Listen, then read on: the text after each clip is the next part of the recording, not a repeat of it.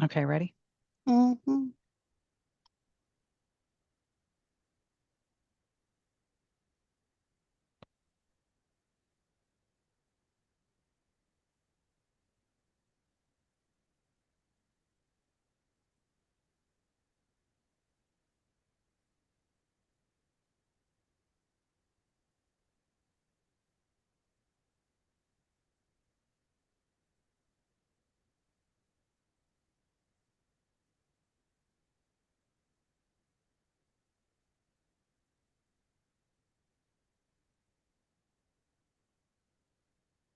Alrighty, welcome to Family Folklore and Legends. We will be getting started in just a minute. We're going to give a few minutes for people to hop on here, and then we'll get started with our program.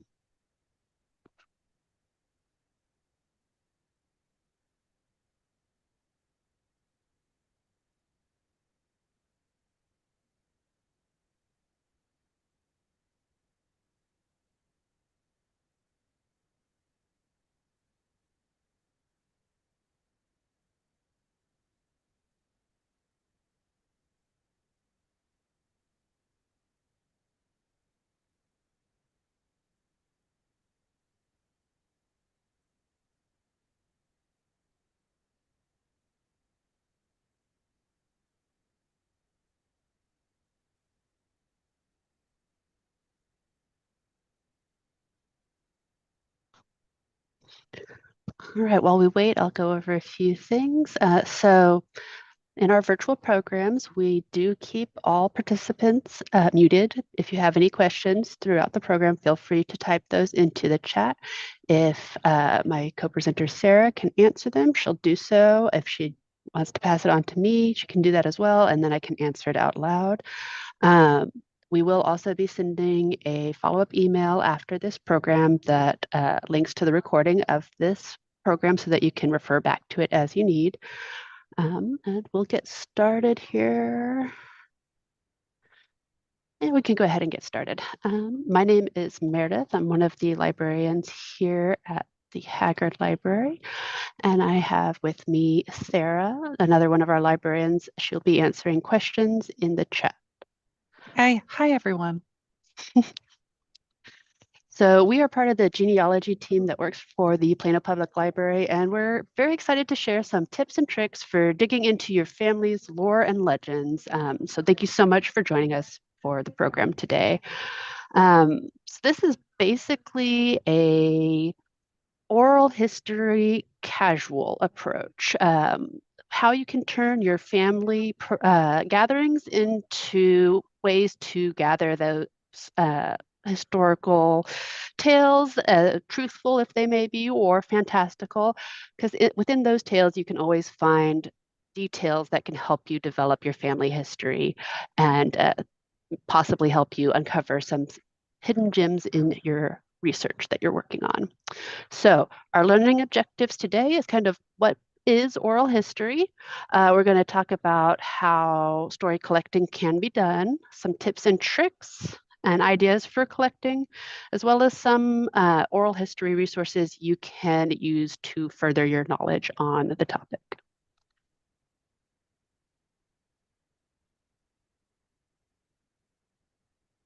So, what is oral history? We have a lovely quote here from the Baylor Institute of Oral History.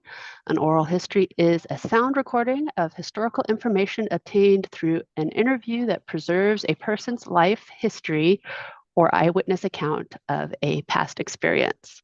So, simply put, it tells a story and it's the verbal telling of that story that has been captured.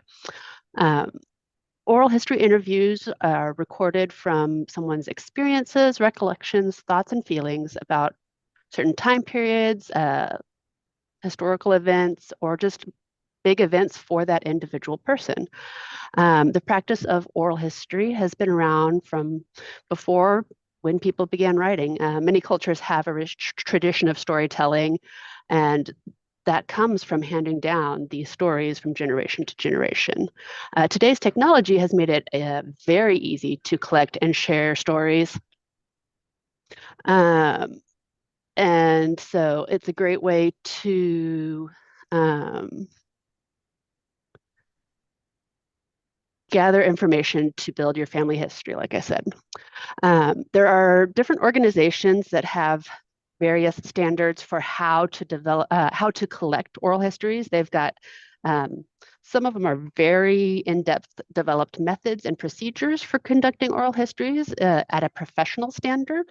Um, and then other organizations take a more casual approach. Some of you may have heard of NPR's StoryCorps and their collection of stories from people around the United States. Um, so purpose of collecting oral histories is to help develop our understanding of individuals' lives, specific locations and the events that have occurred there, and also getting a richer understanding of major events in our history, like wars, social change, pandemics. Many universities, archives, museums, and libraries have oral history programs with highly evolved standards and rules. Our program today is focusing more on the casual approach to oral history and how you can take advantage of the time that you have with your loved ones during any holiday. Most recent one to come up will be the 4th of July. Um, and you can use these gatherings as a great way to capture those significant family memories and have fun while you do it. So, if anyone wants to share a fun story that you've heard from your family, something that you think might be entertaining for the rest of our group here, you can feel free to type up a little blurb about it in our chat and just kind of give an idea of what a story is that is part of that lore and legend. Um, Trying to think of a good one. I had an example, and of course, I did not write it down for myself. I guess one of the funnier ones that I had was from my dad's childhood. Um, Apparently, he was raised by his grandmother because both of his parents worked. His mom was a nurse, and his father was in the military. And he was not the best big brother. He told us all about how he would terrorize his little brother with, he had this, what do you call it? Like a bullwhip, I don't know. And he'd crack it around his brother. And he didn't really get in trouble until he managed to catch his brother one time. And apparently his grandmother really let him have it. And just those kind of crazy stories are the fun side of things, but you can also get great stories where, like, for instance, I wish I had gathered stories from my grandparents on my dad's side as well. They lived in Japan for over a year when my grandfather was stationed there with the Navy. And I forgot to take the time. Well, they passed before I was old enough to realize the importance of gathering those experiences that they had living in a completely foreign country with a limited number of people that were from a similar culture to them and the experience of having that completely different culture around them. So, those are the sorts of things that you can really make sure to gather before, like I said, it's too late because, we don't get to keep our loved ones with us forever, but we can keep their memories.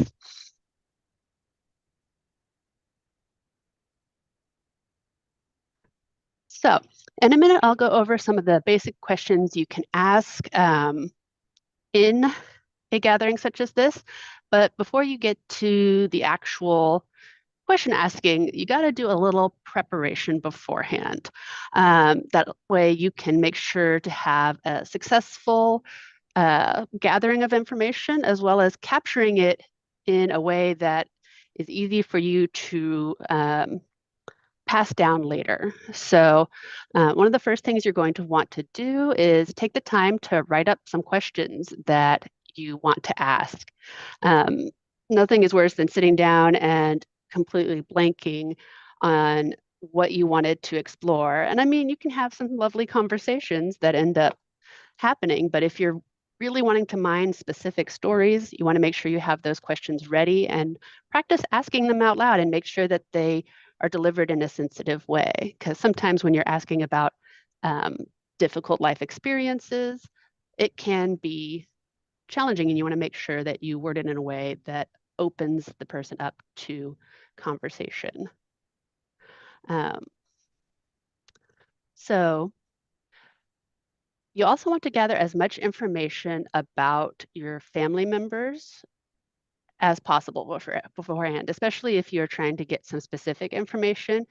If you have that background information, you can use that to help spark memories and help direct your conversation towards what you're wanting to learn from your experiences.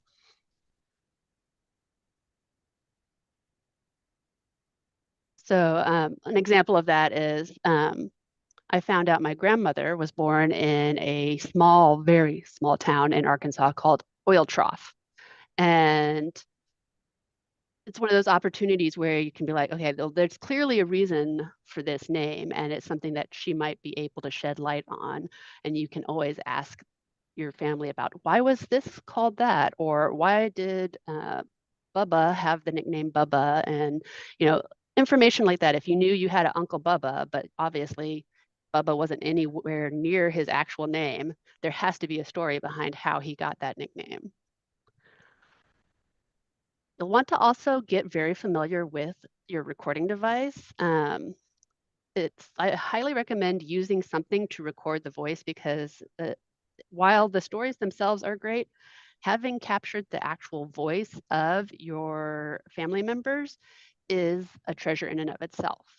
So getting a recording device, be it your own cell phone or an actual device that is devoted to recording, having those and practicing with them is a very good idea to make sure that you can have an easy setup and easy recording session with the person that you're recording, and makes it less intrusive into the conversation if you're not having to fiddle with your technology.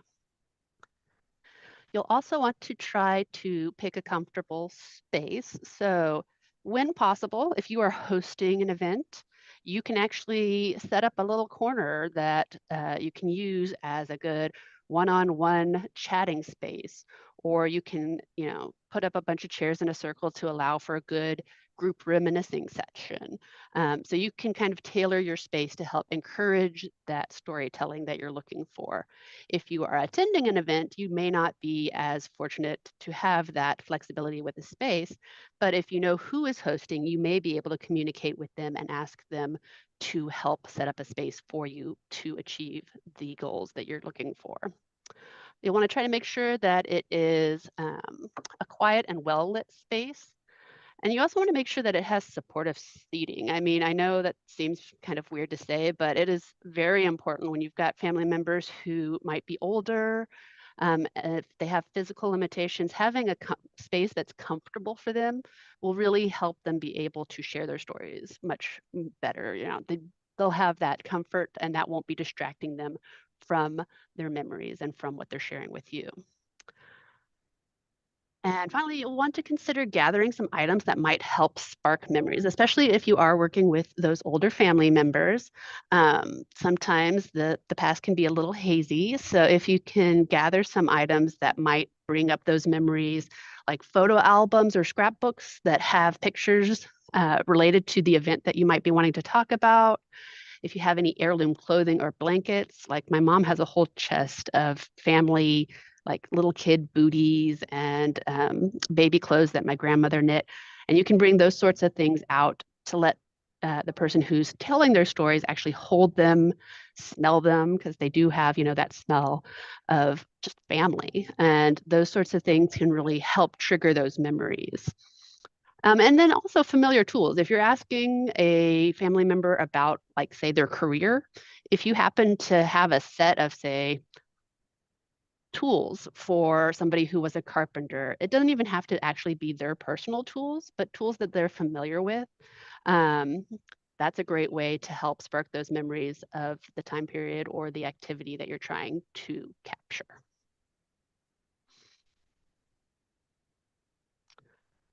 Okay, so something to consider after you've had your gathering and gotten your recordings and all of that good stuff. You've got your stories. You're going to want to do a few things to help make sure that you preserve those stories. First, you'll want to try to transcribe your recordings. This is especially important if there's any challenging bits of audio, such as noise interference, or maybe you have a family member with a unique accent or idioms that they use frequently that might confuse listeners later that they're not familiar with. Um, and you want to try to do it as soon after the event as possible because then the details are still fresh in your mind. And if you've written notes while you were talking and recording, then you'll have a much easier time tying those notes in with the recording that you have. Many recording apps have transcription features, which is a great way to help speed the process along. However, you want to make sure to proofread those transcriptions and edit as much as necessary. These tools are definitely not perfect. They are improving every day, but they do make plenty of mistakes. So it's always a good idea to go in and make any corrections to typos if you do opt to use a transcription feature with your recording. And I'm going to take a quick break. I should have asked questions. Does anyone have any questions about what to do in preparation for the gathering? I just got on a roll there. Nothing in the chat so far. Okay. If you have any questions, do feel free to drop them in there and we will address them as soon as we can. All right, so continuing on, you'll want to compare the notes that you've taken and the notes from your transcription with information that you know. So if you're working on recording your family history, you can use your details from the gathered oral history to fill in any gaps or confirm any existing information that you've gathered already about your family. You can also update anything that was confirmed, or you can, if you find inconsistencies, conflicting data, you can then look further into that particular bit of information and see if you can verify what the correct information is through whatever sources might back that up. You'll also want to look at letting your family members read through the transcripts. This is a great way to basically proof your transcription and make sure that any hard to hear areas or anything like that get the most attention they can to get it accurate. It clears up any confusion, or if they used a turn of phrase that you thought you understood, but then looking at the context doesn't make a lot of sense, you can always ask about it.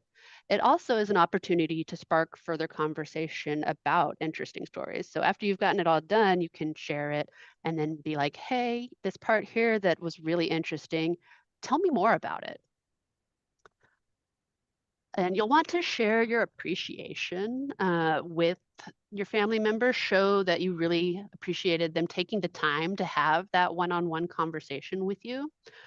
So try to find a way to express that through whatever is most appropriate for your family. If it's a simple like gift, like, you know, some chocolates, or just a phone call following up to thank them, or a handwritten thank you note. I mean, we don't get snail mail much these days, and I always appreciate it. It's a great way to say what you did and how you shared your story really meant something to me. And then after you've gotten it all recorded and you've got that transcript, you can, of course, share this information with your loved ones. If you use a recording app that backs up to the cloud storage, it can be as easy as sharing the link to that storage or creating a shared folder where you store your family's stories, photographs, and more. If you're using another form of recording, you can always convert it to a digital file for a quick and easy storage, or you can copy it to a physical form such as a USB or a CD and send it out to your family. All right, any questions so far? Nope, we're still good. All right. So a few tips and tricks as you go about planning your conversations at these gatherings. You'll always want to avoid using closed or leading questions. So anything that can be simply answered with yes or no is going to basically kill your conversation. It's not a good way to really open doors to further questions. So you want to look more for who, what, and where type questions, where these are going to give you a little more information. But the best questions, of course, are always going to be the ones that really stimulate and fuel those storytellings. So the hows and whys. So how did this happen? Or how did you choose to do that? Or why did you go there? Or why was Uncle Joe called um, Uncle JB? B wasn't his middle name. Where did B come from?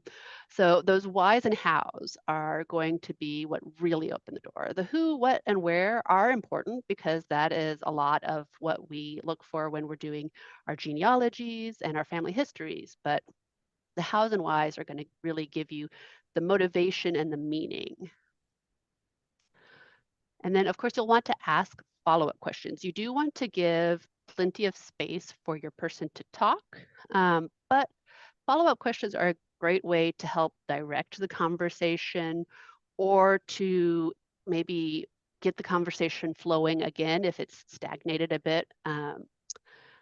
So you'll want to look at any generalizations and try to get more out of them to get to the meat of the story.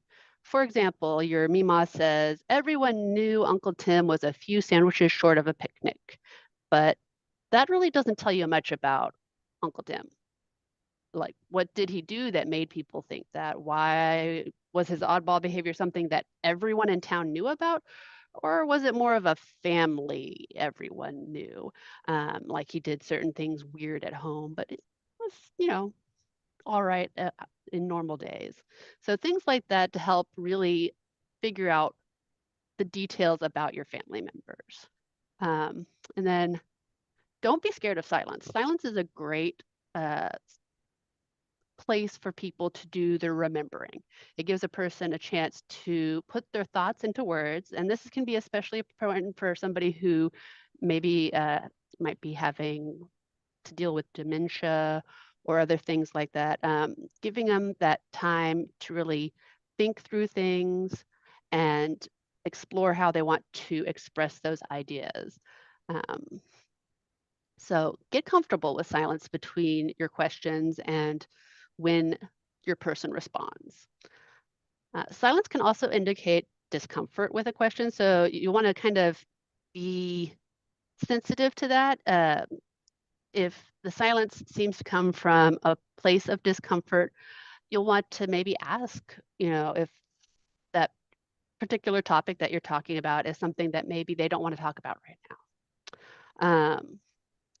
And if you are wanting to talk about sensitive topics, it might be wise to actually give your person that you're interviewing the heads up. Be like, hey, I would really love to talk to you about when your parents got divorced. And I know that was a tough time, but I'd love to get information about it and, how you dealt with that situation. And that gives them a chance to process it and come in prepared. So you want to plan your questions with tact and sensitivity in mind for those sensitive topics. And you also want to consider giving them that heads up so they have time to process. And then short interviews are the most productive. You don't want to have a long session where you're sitting there trying to hash out all the nitty gritty details. So aim to keep it conversational and let your conversation stop naturally. Um, it's going to come to an end eventually, and don't try to force it. I mean, even if you're like, oh, we're so close to that one piece of information, it's much better to end it on a happy, positive note of having a pleasant conversation and just having another time when you guys can talk in more detail about that particular bit of information you're trying to get to. You'll also want to use clear and simple language. Avoid, whenever possible, idioms on your part. Your storyteller might use them, but um, turns of phrases, big complex words, these can really muddle up the conversation. So try to keep things simple, your questions clear and to the point. And then you'll also want to try not to interrupt. Sometimes you'll get rambling stories that may wander around. And you can try to redirect, but do so in a natural way, like when there's a pause in the conversation, um, so that it's not a jarring experience for them. And then if at any point your person that you're talking to seems distressed, end the conversation. You can always circle back and chat about it later. Now, that might not be something that you have to deal with depending on what kind of topics you're talking about. But if you are dealing with any major life events like a major fire that the city had, like there was the Waco fire, and you had somebody who was an active participant in dealing with the recovery of that, you'd want to give them that space if they are distressed by the conversation to come back later after they've collected themselves.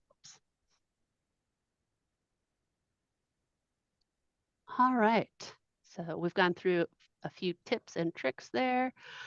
We have a few fun holiday activity ideas that you can use to help generate conversation. This is more of a open the door up to storytelling, less of a focused, I'm wanting to record these conversations type setup. But these can be a good way to get the juices flowing, so to speak. So there's a game called Pass the Memory. So you pass around a handheld recording device or a phone, and you can have everyone in the room record one childhood memory. Um, and it's great because you can have everyone sit around and they can enjoy hearing that memory actively there and maybe even participate in clarifying details of the story. And then you've got the recording of all of those stories all together. You can do a top 5 holiday questions. So this is where you create and share a list of no more than 5 questions. You don't want to make it too overwhelming, and give it to everyone in advance, and they can write down their answers and share them. So if you had questions like, you know, what was your biggest fear growing up as a kid? Or what was your favorite childhood memory? You can have 5 of those questions that you shared. Or if it was pertaining to a particular holiday, like what was your favorite holiday tradition for the 4th of July? Um, Sharing family recipes is also a great way to generate storytelling.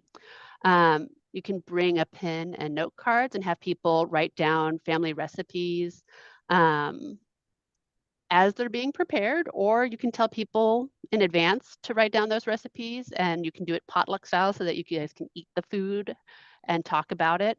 And then this can allow you to share memories of times when family was preparing foods at other holiday events daily. Was mom always in the kitchen cooking something? Was dad a big barbecuer? Those sorts of things is a great way to generate the conversation about times spent at family gatherings and times in the kitchen. You can also take video of family members as they're preparing food. If you have a big tradition of making food all together at gatherings, bringing a video recorder to record the family as they are prepping food can generate some of those conversations about the family memories that you have. So verifying family facts. So you can make a list of your family stories or facts and very specifically just ask family members to verify the information based on their memories. Not as much of a game approach to things, but it can help clear up any of those nebulous things such as, when was Uncle Jim adopted? I know he was adopted, but I have no idea. Did they get him when he was just born? Did they get him when he was a little older? You know, what is the family history back here? Um, this is another one of those where you might consider sending everyone a list of questions before the party, but you can also have it at the party and just use that to generate questions as well. Um, you can also make a date of specifically wanting to gather family history instead of planning it as a we are already gathered, so let's get some stories. It can be the other way around. We want to gather to share stories. So plan a party where the whole point is to share family stories. And then the last thing is there are a ton of conversation games and storytelling games that have come out. That a lot of them are card based. They have cards that have topics or story questions that allow you to ask questions of the various participants and make a game out of it. Some examples are table topics, story stitch, and talk and go. Um, you can also do something like family trivia, where you have a questionnaire for all the family members to fill out before a reunion. And then you collect the information, and then you can do kind of Jeopardy style trivia if you wanted to, and see how well everybody knows everyone else. And then, of course, you can always make it a story time, sit around the campfire and share stories type event where you ask everyone to prepare a story about someone else in advance. You could do it by luck of the draw, or you could have them pick a story of somebody that they think would be the most entertaining. There's a lot of different ways to generate those stories.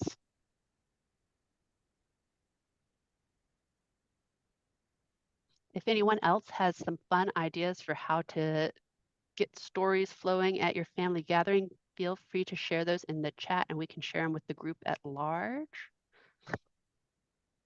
Nothing in the chat so far, but I will say we always used to play music.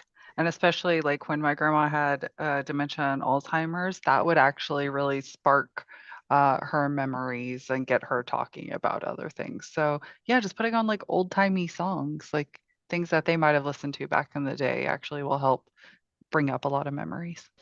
Absolutely. Yeah, that's a great example. Yeah, music is a really good one. I know that for me, all of the things I learned in school, absolutely gone from my head. All the stories that I heard when I was a kid, still up in there. So that's where a lot of memory lies. All right. So some basic questions. We'll go over a few things that you can kind of look at asking, and these are really your standard family history, family genealogy type questions that you can use to kind of set the foundation for your oral history gathering and your storytelling. So these are the whens and the wheres. If you've got full names already, it's still a good idea to verify that you have the full and accurate name of that person, because sometimes what you think is their full name might not be. Like I have so many family members that have gone by their middle names rather than their first names that I never knew. I have a grandmother, Grandma Margaret, who Margaret is her middle name. She's always been Grandma Margaret for as far as I can remember, and I could have swore that was her first name. And I had another grandma who changed her name legally. So you got to make sure you've got those details straightened out. So personal details, such as full name, and if they know the meaning, like if there was a particular reason they had that name, like it was a family name or it had significance to their parents, if they know that, catch that information while you can, because that stuff is never recorded in the hard data of census records and birth certificates. So if you can get that fun additional information, that's always great. Dates and birthplaces. If you can get mothers and fathers' names, that will get you one step closer up the family tree into branching out, especially mothers' maiden names, because those can sometimes get forgotten, unfortunately. Residences, past and present, if they're still actively living or if they're telling stories, actively living, still telling stories about somebody who's passed, their past residence, because those can help uncover a lot of information as well. If they've got any major milestones, like how far they made it in their education, uh, achievements in their employment or awards and honors, military service, or if they were members of any social clubs or churches. Um, all of that information can help flesh out the history of your family. You'll also want to look at relationships. When did people get married? Where did they get married? Uh, when did they have their children and where? And if they got divorced. And then, of course, you can be sure to sprinkle in some fun facts like if they had a favorite pet, if they had a weird special talent, if they got to travel or live in a foreign country. Those are all the kind of the meat that really makes these facts meaningful.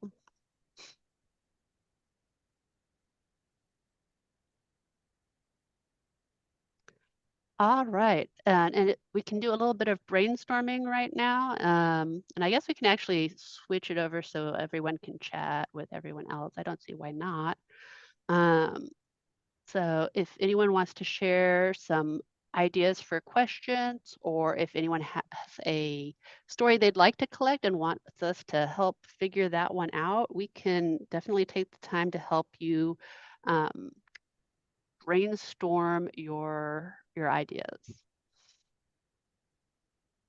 Can take a little moment to do that. If we don't have any input into the chat, we can always move on, but I'll give you a couple of minutes if you're typing out stuff.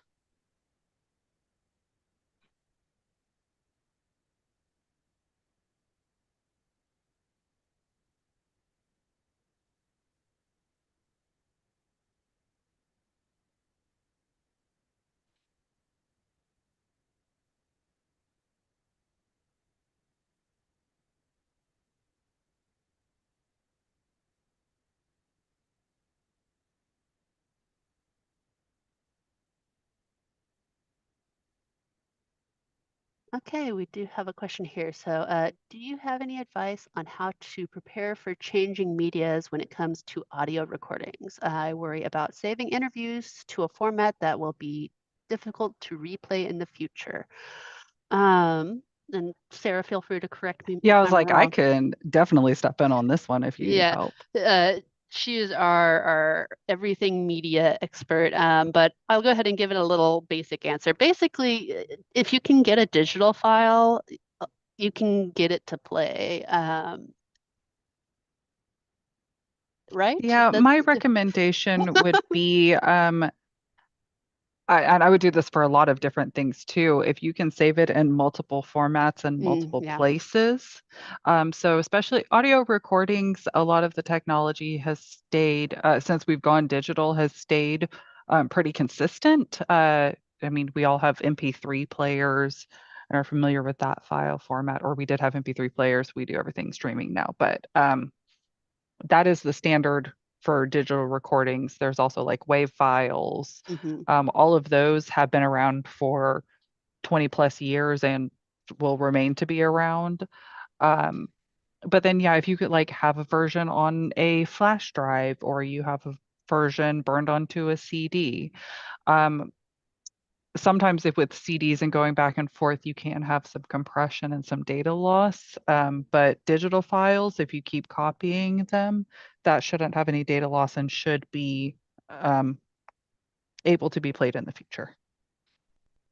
Yes. And fortunately, from what I've seen with our transitions that we've had in the past, usually there is a period of transition where a lot of times there's the technology available to do that conversion. So hopefully, if there is any major audio revolution down the line, there'll be the opportunity to move that over. But like Sarah said, Yeah, update and convert. yeah, redundancy, especially with audio files, is really important because you may have it all saved to your desktop computer, and that's great. But if your desktop computer crashes and you can't get into the hard drive, you've lost it. So if you can save it to a cloud storage and, like she said, a CD player, a USB, Hmm. having multiple ones just kind of ensures that you've got access to your stuff. Yeah, and I was going to agree about the conversion. You can tell when there's a major change in like audio formats, like when we went from records to cassettes or cassettes to CDs or then CD to digital. Yeah, at each of those times, there was definitely the technology that you could work between the two of the newer and the older formats. So if we see something like that again, where you can tell it's definitely a big transition to something else, yeah, go ahead and convert it to whatever the new format is, and then you'll have it that way as well.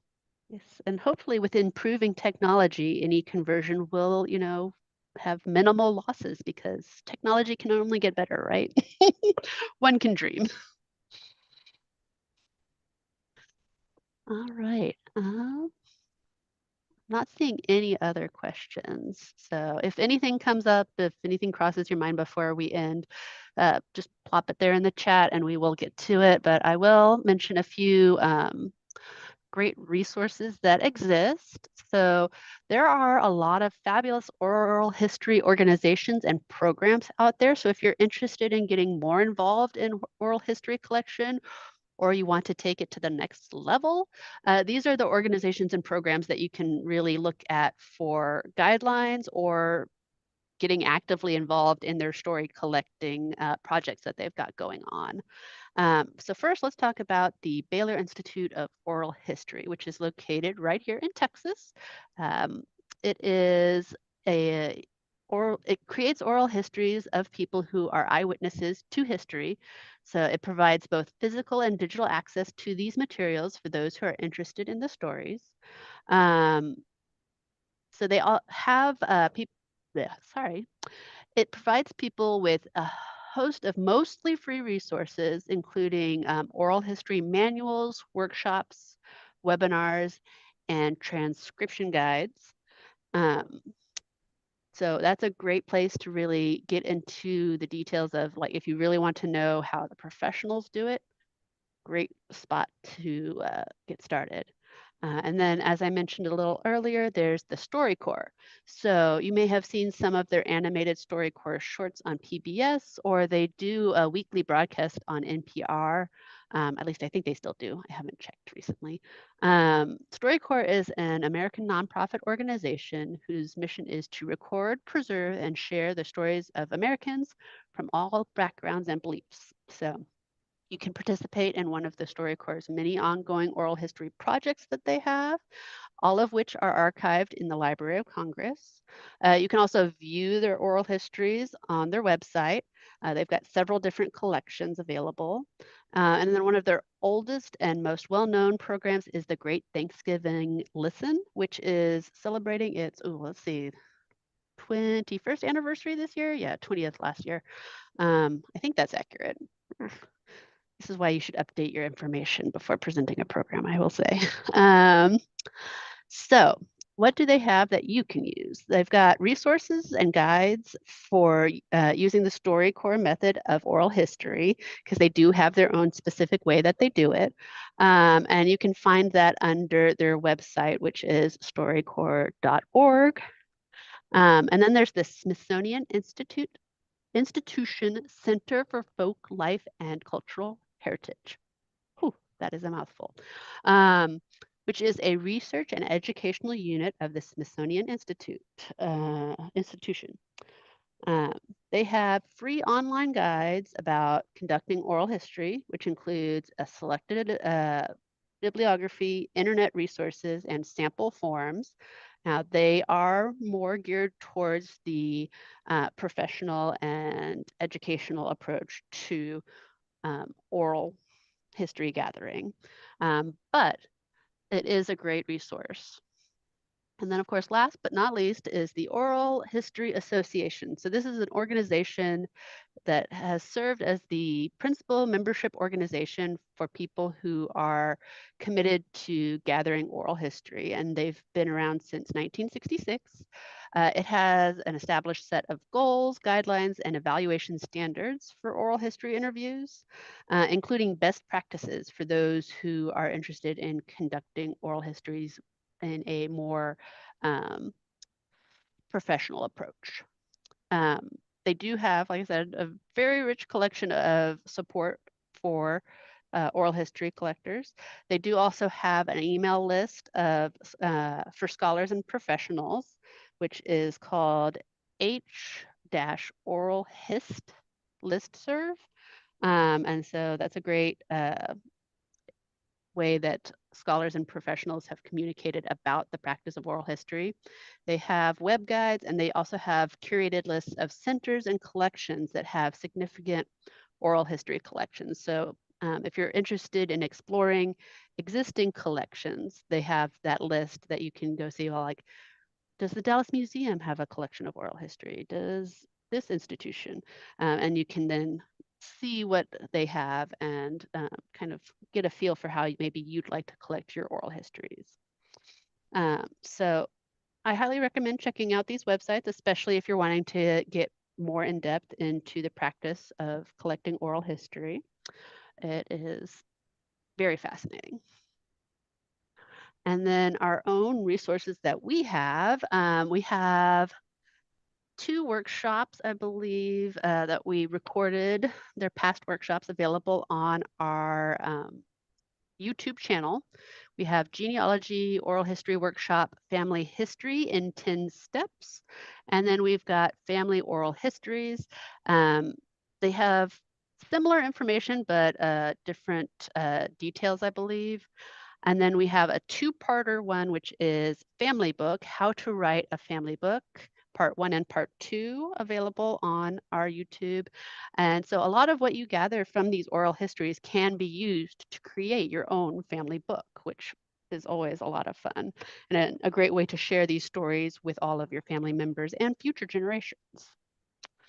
You can also, of course, go the old-fashioned way and check out our books. We've got our genealogy collection, which has in the United States section downstairs, the 929s are where you'll find guides for oral history.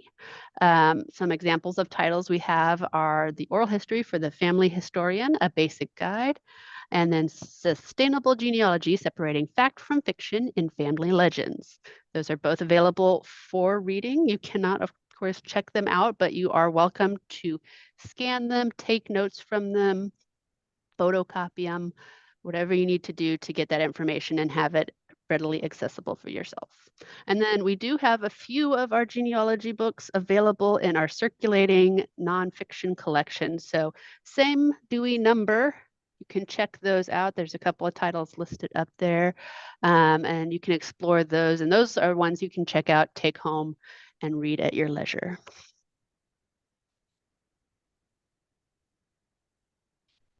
See, and there's also another book. I didn't get a chance to check in whether or not we had this in our collection. I assume we do. It's called Crash Course in Family History, How to Discover Your Family Tree and Stories, a step-by-step illustrated guide and comprehensive resource directory. So that one might be a good We starting do place have as that. well. We have Okay, it both good. in the genealogy collection and a circulating copy. Yes, thank you. I figured that was the case, but like I said, I did not fact check this since I last presented it. So things change. All right, and we have a few others as well. But yeah, lots of good material out there. All right, we've got about 13 more minutes left. If anyone has any additional questions or would like any help brainstorming ideas for collecting family histories, if not, we can say goodnight early. And of course, we do have our genealogy team email address. You can always email us at genealogy@plano.gov, and our genealogy team will respond promptly as we can. Usually it's about 48 hours, roughly. Roughly. Yeah, 2 business days. We do have to consider the weekends. Busy times. But we will get back to you as quick as we can. And we do also have the option of doing a Book a Genealogy Librarian, which is a 30-minute in-person session. We do ask that you provide as much detail as possible when you are booking those. There's a form on the website. The more information we have going into the Book a Librarian, the more we can do with our time, basically. Oh, we do have another question. Any ideas on resources for collecting family histories from outside of the United States? I would actually say if you're trying to conduct like an oral history of somebody that lives, I wouldn't even say outside the United States, even just like uh, far away. Texas could be seem like another state sometimes. Zoom that we're on right now actually has great recording capabilities. Um, that you can have a Zoom with them, chat, record it, and save it. You can save the video. You can save just the audio. It's actually really incredible tool for collecting those sort of things. Very much so, yeah. You can also use Skype and other video chat apps. A lot of them do offer recording features, I believe.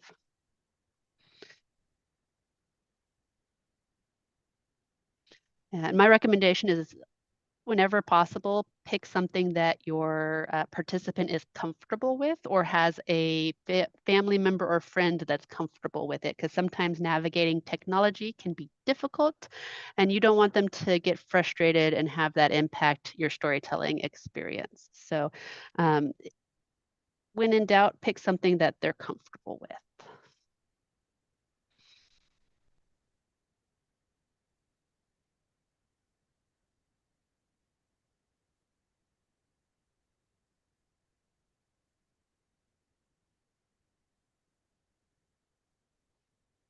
All right. If there's no more questions, which I don't see anymore right now, um, we'll just call it a night right now. And if you guys come up with any other questions or need any help, just let us know. We'd love to help you really get the most out of those family gatherings and collect those family memories.